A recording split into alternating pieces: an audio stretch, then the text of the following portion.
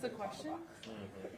My office is having, we always have Nacho Thursday, so we're having Nacho Thursday, but we have no nachos to prevent the spread of food. So Yeah, that's a very communal. What is it? Thank you.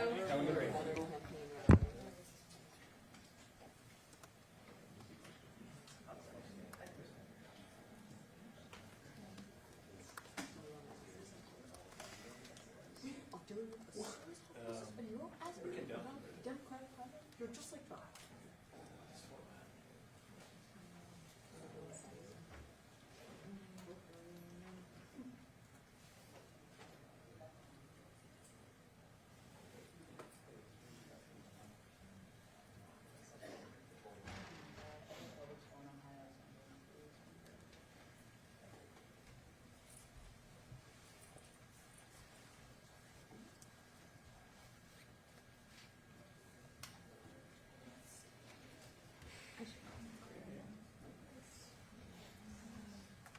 Where she live?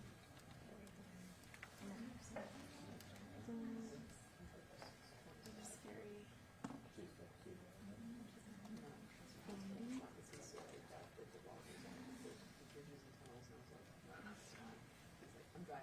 And she's already kind of like up there, like in this, like things that aren't actually scary. So this her actually scares me. I told my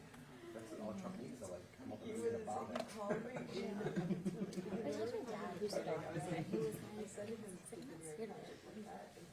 you know,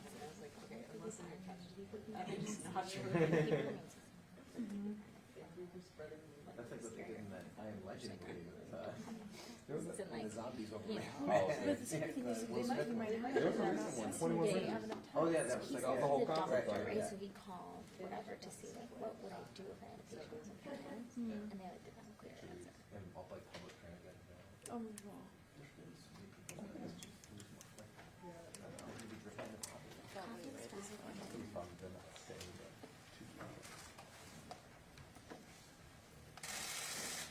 Thanks very much, everybody, for being here.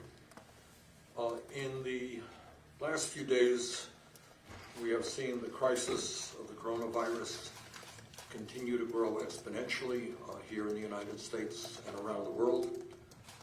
And we have witnessed a global economic meltdown, which will impact millions of workers in our own country.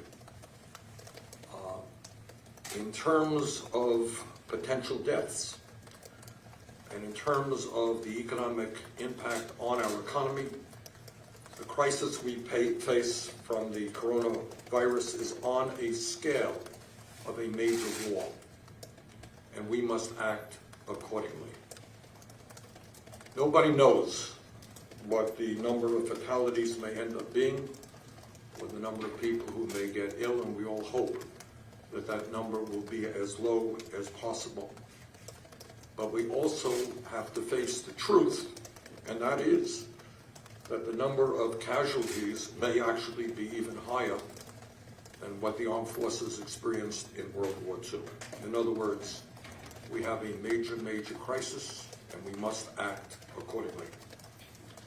Therefore, it is an absolute moral imperative that our response as a government, as a society, as a business community, and as individual citizens meet the enormity of this crisis. As people stay or work from home and are directed to quarantine, it will be easy for us to feel like we are all alone. I'm working at home, not in my office.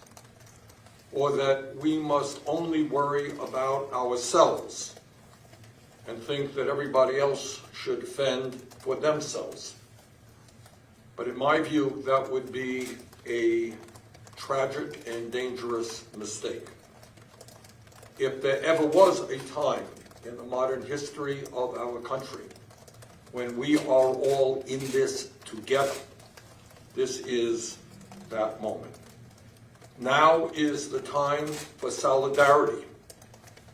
Now is the time to come together with love and compassion for all, including the most vulnerable people in our society who will face this pandemic from a health perspective or face it from an economic perspective. If our neighbor or co-worker gets sick, we have the potential to become sick.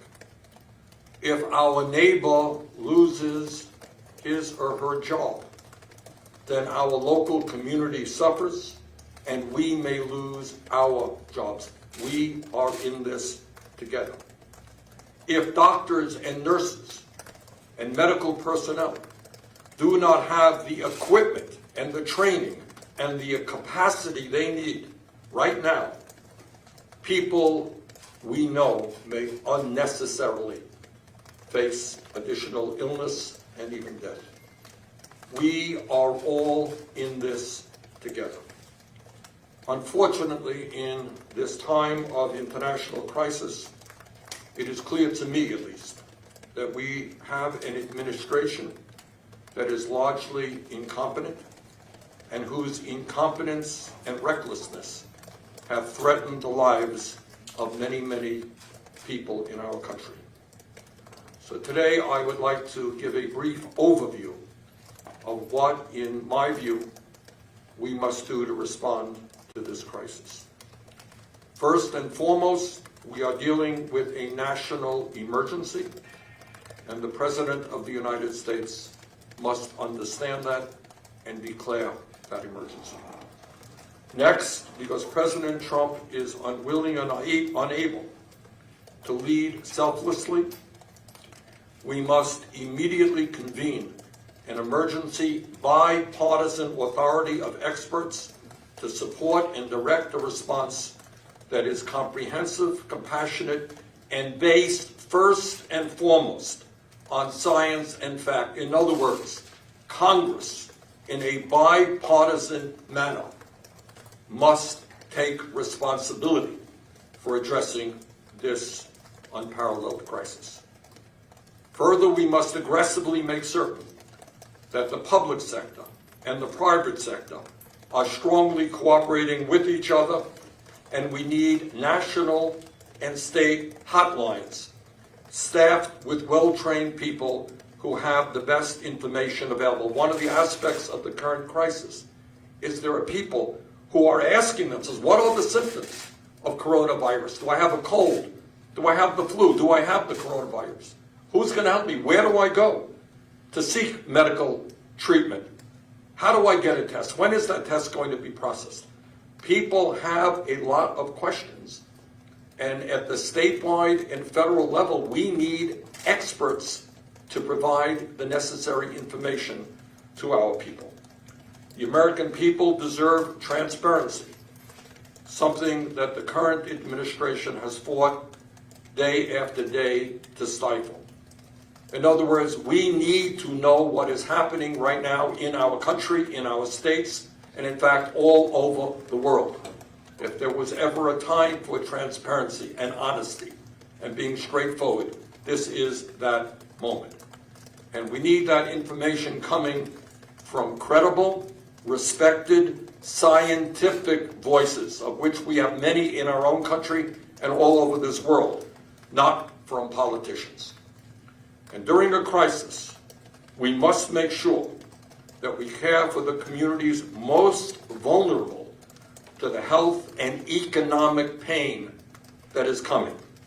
Those in nursing homes and rehabilitation facilities, those confined in immigration detention centers, those who are currently incarcerated and in jails, and all people regardless of their immigration status. Unfortunately, as I think the American people increasingly understand, our country is at a severe disadvantage compared to every other major country on earth because we do not guarantee health care to all people as a right.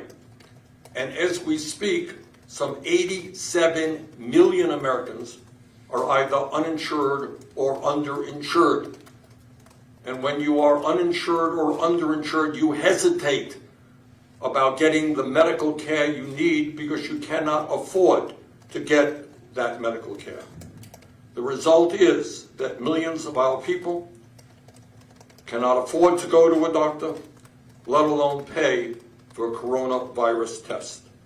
So, while we work to pass a Medicare for all single-payer system, the United States government today must make it clear that in the midst of this emergency, everyone in our country, regardless of income or where they live, must be able to get all of the health care they need without cost. Obviously, when a vaccine or other effective treatment is developed, it must be free of charge. We cannot live in a nation where if you have the money, you get the treatment you need to survive, but if you're working class or poor, you get to the end of the line. That would be morally unacceptable. Further, we need emergency funding right now for paid family and medical leave. Anyone who is sick should be able to stay home during this emergency and receive their paycheck. What we do not want to see is at a time when half of our people are living paycheck to paycheck, when they need to go to work in order to take care of their family. We do not want to see people going to work who are sick and who can spread the coronavirus. We also need an immediate expansion of community health centers in this country so that every American will have access to a nearby healthcare facility. Where do I go? How do I get a test? How do I get the results of that test? Need greatly to expand our primary healthcare capabilities in this country, and that includes expanding community health centers. We need to determine the status of our testing and processing for the coronavirus. The government must respond aggressively to make certain that we, in fact, have the latest and most effective tests available and the quickest means of processing those tests. There are other countries around the world who are doing better than we are in that regard. We should be learning from them. None of the medical experts that I have talked to dispute that there is a major shortage of ICU units and ventilators that are needed to respond to this crisis. The federal government must work aggressively with the private sector to make sure that this equipment is available to hospitals and the rest of the medical community. Our current healthcare system does not have the doctors and nurses we currently need. We are understaffed. During this crisis, we need to mobilize medical residents, retired medical professionals, and other medical personnel to help us deal with this crisis. We need to make sure that doctors, nurses, and medical professionals have the instructions and personal protective equipment that they need. This is not only because we care about the well-being of medical professionals, but if they go down, then our capability to respond to this crisis is significantly diminished. The pharmaceutical industry must be told in no uncertain terms that the medicines that they manufacture for this crisis will be sold at cost. This is not the time for price gouging or profiteering. The coronavirus is already causing a global economic meltdown, which is impacting people throughout the world and in our own country. And it is especially dangerous for low-income and working-class families, people who today, before the crisis, are struggling economically. Instead of providing more tax breaks to the top 1% and large corporations, we need to provide economic assistance to the elderly, and I worry very much about elderly people in this country today, many of whom are isolated, many of whom do not have a lot of money. We need to worry about those who are already sick. We need to worry about working families with children, people with disabilities, the homeless, and all those who are vulnerable. We need to provide, in that context, emergency unemployment assistance to anyone in this country who loses their job through no fault of their own. Right now, 23% of those who are eligible to receive unemployment compensation do not receive it. Under our proposal, everyone who loses a job must qualify for unemployment compensation at least 100% of their prior salary, with a cap of $1,150 a week or $60,000 a year. In addition, those who depend on tips, and the restaurant industry is suffering very much from the meltdown, those who depend on tips, gig workers, domestic workers, and independent contractors must also qualify for unemployment insurance to make up for the income that they lose during this crisis. We need to make sure that the elderly, people with disabilities, and families with children have access to nutritious food.